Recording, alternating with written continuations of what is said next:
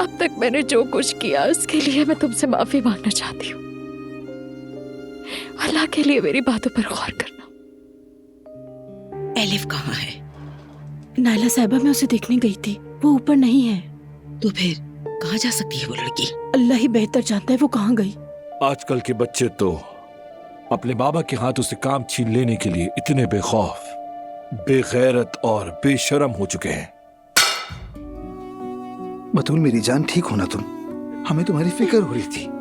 मेरी जान, मेरी प्यारी बहन, मेरी जिंदगी।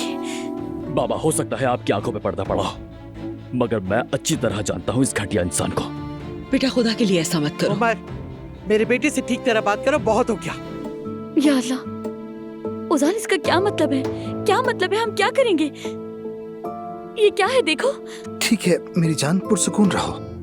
आयजा का तुम जैसे दागदार माजी वाले आदमी के साथ कोई मुस्तकबिल नहीं हो सकता। सिर्फ इसीलिए मैंने ये शर्त की थी मिस्टर उमर। बकवास बंद।